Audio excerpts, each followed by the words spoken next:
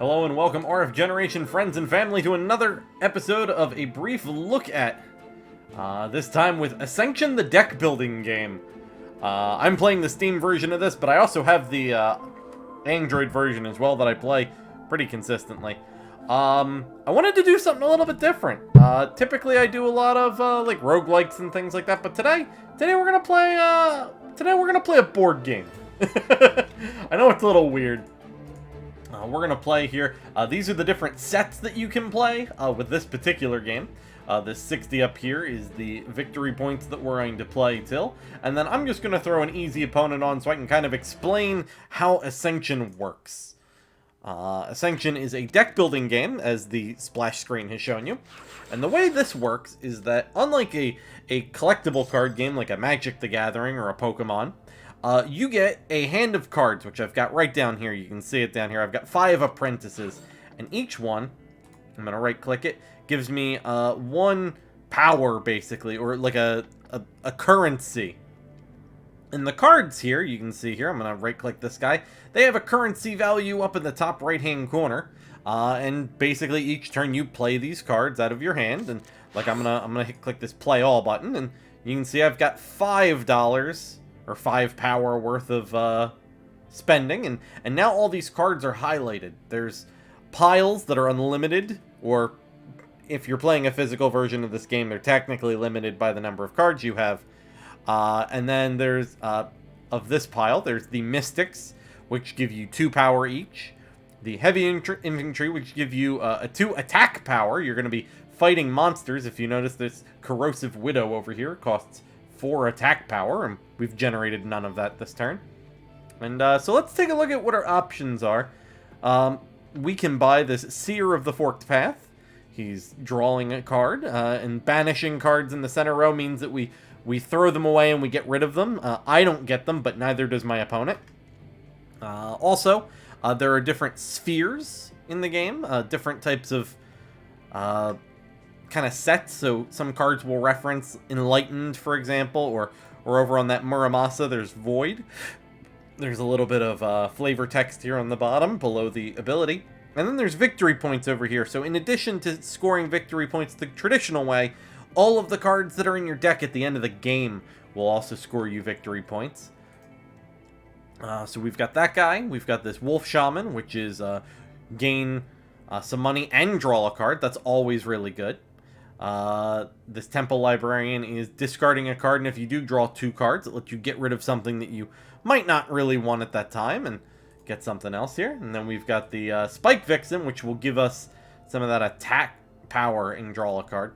So I'm terrible, and I'm gonna buy this Wolf Shaman here. Oh, I forgot to mention the Cultist here. You can always buy a Cultist. He's 2 attack power, and he just gives you a victory point. And the monsters that you attack do not go into your deck. They just get defeated and thrown into this swirling purple void over here. But the cards that you buy go into your discard pile over here on the side. And then eventually, when you cannot draw any more cards, I've got 5 cards in my draw deck down in the left-hand corner, I get to shuffle up the discard pile and they become my deck. And that's why I'm buying these cards to add to it. So I'm also gonna buy this Spike Vixen. Any card that has draw a card on it. As I turn up the game volume a little bit here. Any card that just has draw a card on it at any time is good, because it's always going to replace itself. It's just free stuff that turn. Card advantage is plentiful and always wanted. So I'm going to go ahead here. We've got 2 attack. Like I said, we're going to defeat that Cultist, and he gets zoomed into the void. But Cultists are infinite, so there's no reason for that. And then we've got $3 here. I like to have choices in the center row. So I'm going to buy this Seer of the Forked Path, because it's just kind of how I play. And we'll continue on. My opponent has defeated some monsters there. We'll take a look at it. Oh, he defeated a couple of them. So he got Samuel's Trickster. He got a victory point and $1 for murdering that. And he got 2 victory points, and he banished a card in the center that he didn't want, but he didn't want me to have. So we're going to go ahead. We'll play the Wolf Shaman, and then we'll play all these cards. We've got $5 and only 1 attack. That's not great here. I'm gonna buy another Seer of the Forked Path. Again, card draw's great. And then, like, here we go. Runic Lycanthrope. If you've played a Lifebound hero this turn, he gives you extra attack. So he's not bad, and he's strictly better than this Mystic. This Mystic is only 2 attack power. This, or 2 buying power. This, ooh, pardon me. Runic Lycanthrope gives you the attack power, and then sometimes gives you, gives you money, and then sometimes gives you the attack power, all for the same cost. So, he's an easy automatic buy. Ooh. Draw 3 cards is fantastic. There we go. Let's see what we've got here. We're going to draw a card and banish a card in the center row. This Corrosive Widow does not seem useful for me. We're going to play the Spike Vixen and draw a card. Now we're going to go ahead and play everything. So we've got a Cultist that we can kill and $4. $4 really doesn't get us much. I'm not happy with the cards that are currently out on the table. I'd like that Flytrap Witch. I'd like Master Dartha. But I think we're just going to have to wind up... I'm going to buy a Mystic. I don't like to clog up my deck with junk. And we haven't seen any cards that will get rid of things, so... I'm a little hesitant. Also, there are 54 victory points from the pool that can be gained with cultists and monsters and special abilities. So, once that pile is out, that triggers the game end.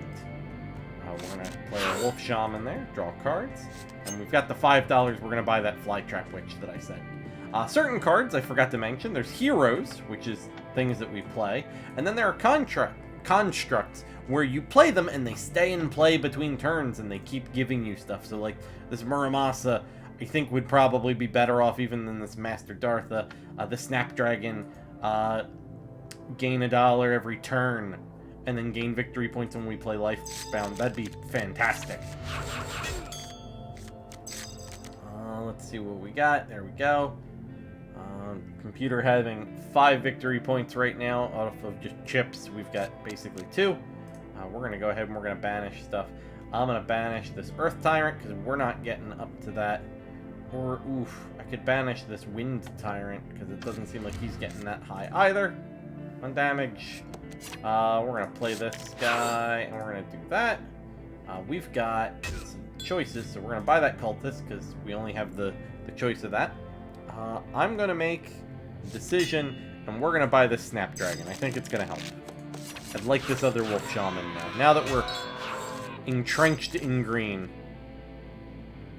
things are going. Flytrap Witch gets us cards and victory points. That Runic Lycanthrope now paying off. So now that we've played the Lifebound hero, we get the bonus there.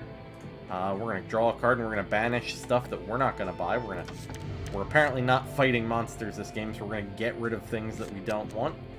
We're going to draw a card, and we're going to banish things. Let's get rid of... We're not going to go down Mechanica. As much as I usually like to do it, we're not going to do it. So I'm going to get rid of this Watchmaker's Altar. Card. There we go. 5. There we go. We've got $7. Oof. Some of these are very good. That Muramasa is very good at 7. This Master Darth is very good. I think the better answer with the cards that have been coming up here is...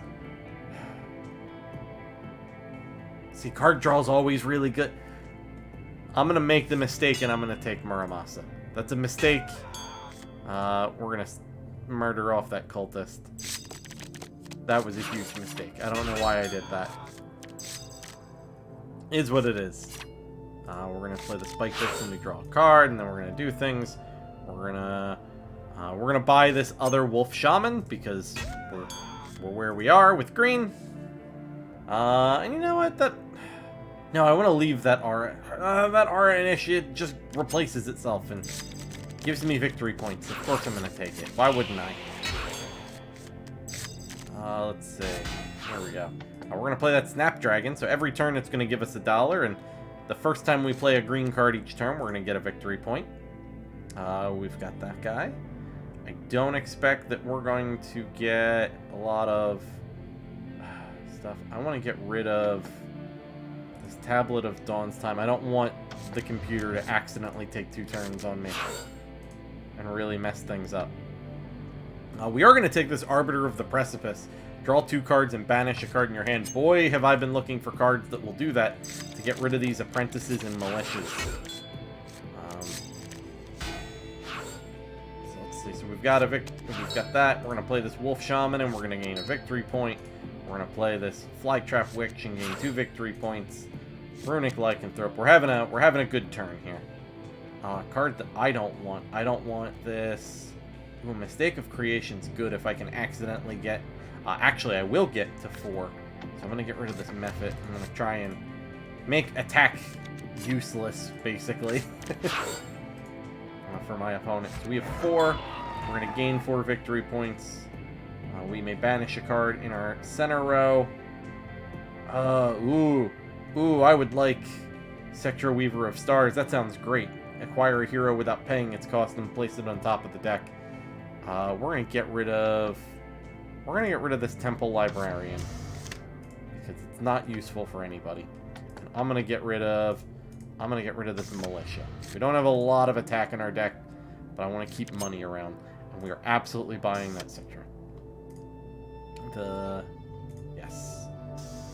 Now, close that off. Now we're going to hit the discard and keep rolling. He bought the other Mistake of Creation that came up.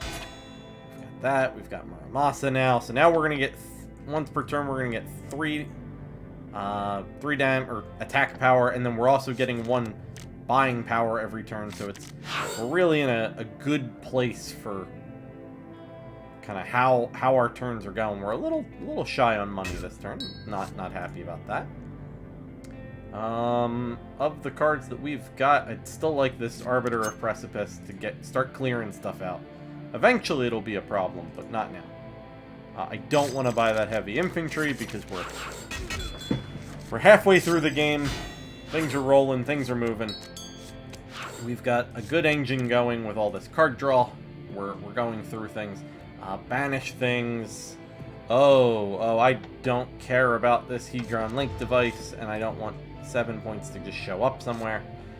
We are going to play Sectra Weaver of Stars. We could buy Emery one with the Void, but we're going to get this Master of Dartha for freezies. Thank you, game. That is lovely. And we're also going to buy this twofold Ashkara? Yeah. Askara. Yeah. Whatever. It's copy another card. It's really good. We're gonna do that. Ooh, Shadow Star seems really good too. Unfortunately, no monsters, so 2 cultists get killed. And here we go. Things are rolling here. We're gonna start with our card draw. Draw 3 cards. We're gonna draw 2 cards, and then we're gonna banish 1 from our hand. So goodbye, Apprentice. We're gonna play a Spike Vixen. We're gonna draw a card here with this guy, and we're gonna banish. Let's banish this Rocket Courier just because it's there. Wolf Shaman to draw a card, Lycanthrope, and then play off for the rest of these. So now we've got some money. So we have 2 options. We can buy a bunch of cheap stuff and hope that monsters come out so that we can do stuff there, or we could just buy cards that I think will synergize pretty well. The Shadow Star is not bad to just have every turn 4. The Spike Vixen, gain 1, draw a card. He's not bad. So let's take the Shadow Star. We can defeat that Samuel's Trickster now. We still have $8. I'm gonna Emiri one with the Void doesn't. These guys don't seem super helpful because nothing big's coming out. But the every turn ones seem really good, so I'm gonna buy that. And now we're down to 3. I'll buy that Spike Vixen. And we'll kill some little guys there. There we go. Alright. Things are rolling. We're down to the end of towards the end of the game. Alright, so we want... Oh, we've got an interesting hand at the moment. I'm playing things very... So that was just draw a card. That guy's gain 1, draw a card. This guy's draw 2 and banish a card from your hand. It's important. I'm doing things in a very specific order right now, because we're going to try and be really fancy with some of the things that we're doing. Oh, this is beautiful. Okay, draw a card. Draw a card. Draw a card and banish some garbage. Play that out, play that out, play that out. Okay, so now... ooh, we're gonna murder that. We have all this card draw. I'm trying to draw so much. This looks like a lot, and it is absolutely a lot happening right now. So we're gonna buy this Yggdrasil staff because it's really good. On your turn, gain an attack, and once per turn you can spend some money to gain stuff. But right now it's 2 victory points, which is important for us. But right now we're gonna do some really fancy maneuvering. We're gonna play Citra Weaver of Stars, and we're gonna grab one of these really big guys. We're gonna take Emery one with the Void. And then we're going to play the twofold Akshara, and then we're going to use it to throw that guy on top of my deck now. Now we've got some money. And because we're so close to the end of the deck, I am going to buy that heavy infantry just because he's worth the victory point. So now we've got a pretty stacked hand with some pretty powerful cards. Our artifacts are giving us a whole bunch right now. Just right now. We've got a lot of attack power. We're going to defeat a monster, cost 6 or less, so this Sea Tyrant. Let's take it to him. We're going to play that guy, this guy, this guy. And now we're trying to maximize points. There's another Sea Tyrant that's dead, and there's a Wind Tyrant that's dead. If you've noticed, we are out of victory points, so we're trying to just maximize points here. And then we can spend $8 to gain 4 victory points in heavy infantry. We're going to buy this Mechana Initiate. There we go, because they're 1 point each. So we wound up with 2, 3, 4, 5 victory points that last turn. And we will end our turn coming out with a whopping 95 victory points versus the computer on Easy's 42. There we got 47 points from our deck and 48 points out of the pile for our 95. The computer with... yeah, now this was... The computer had 24 victory point chips and 18. And this is Ascension. There's not much to say. It's really cool. It's really fast. There is, as you saw, like I'm gonna go back to the main page, you can play with up to 4 players. At easy and hard computer difficulties. There's a whole ton of sets and extra stuff. And if I recall, there's actually more on mobile right now. But yeah, that's Ascension. Go enjoy a deck builder. Go play a board game. It's Christmas. Go spend some time with your family, guys.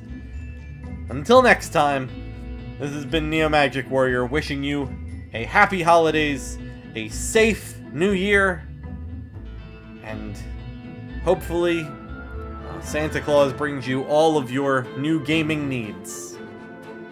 See you next year, folks.